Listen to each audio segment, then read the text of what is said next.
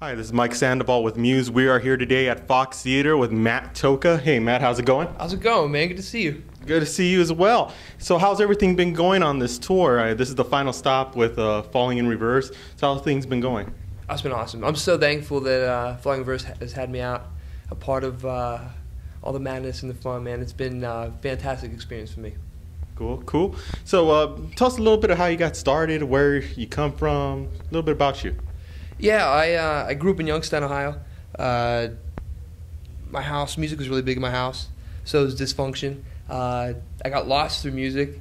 I discovered Green Day's Dookie at a young age, and from that point on, I was like, shit, I want to do music.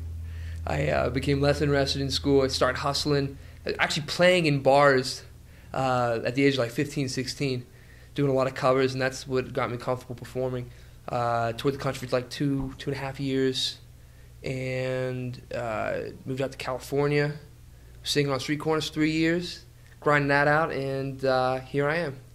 Very cool. So the hard work really did pay off for you. It did, yeah. It took a minute. It took a lot of minutes, probably like 100,000 in some minutes, maybe even more. So tell us a little bit about the new EP just released. It's available on iTunes right now if you want to go pick it up. 666, what did that song come about, and how did you develop that sound? Michael Jackson just died, right? And I moved out to LA, and I used to park next to this fucking berry bush because it was like the only parking available in my area, right? So long story short, I have to always like climb through I fucked up the driver's door. I was drunk in college.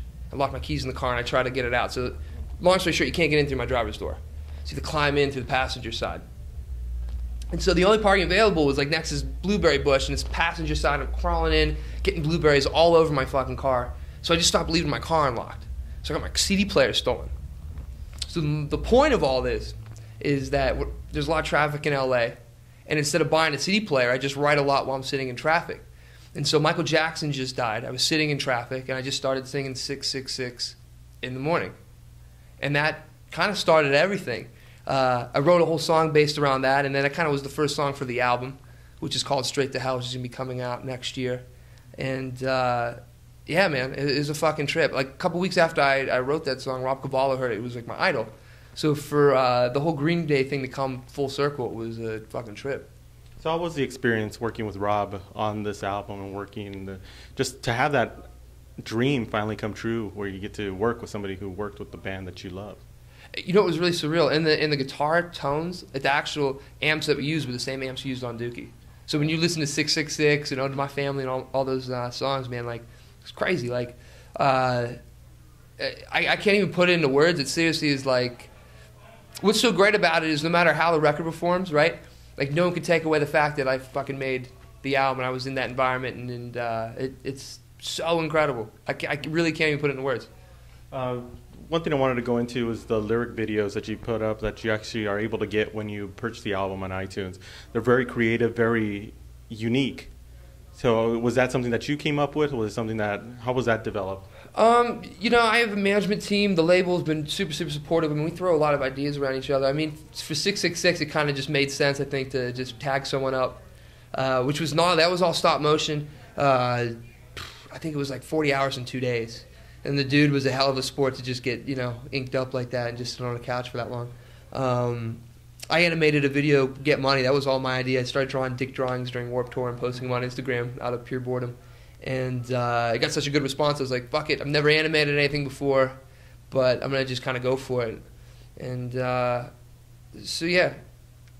Cool. So we just got off a Warped Tour this past summer. How did that go for you? And that was great. You know, again, like the most remarkable thing about that was showing up in towns I've never been before, and kids coming and singing the words. Like, that's a fucking trip to me. So the fact that like my music it's hard to fathom sometimes, I think, you know, when I'm in LA. And, you know, and I've been waiting a minute, and so much hard work goes into it, you know, going back to the 100 million hours it took to get this far. So to actually see the progress, to me, you know, that's when it was like, oh, like the light bulb was going off, like, shit. You actually see the power of music and the internet. So if we see each other again next year with that new album coming out, where do you think you're going to be at this point next year? Oh, man. Fuck, I don't know. I never really thought about it. Shit. Hopefully not, you know, playing street corners. You know, hopefully. Well, I hope not. You know, hopefully, like, shit, I don't know. Again, like, I haven't really thought about it. I just, you know, I hope it gets out Let's there. put it this way. Who would you want to open up for? Who do I want to open up for? Probably Metallica, Green Day. Nice. Yeah. And last question, best Green Day song you've pretty much ever loved? FOD, last song off Doogie. Cool. Well, thank you very much, Matt, for sitting with us. Really appreciate it. And for more updates and news about Matt Toka and where he's going to be in the Southland, follow who'syourmuse.com and check you out soon.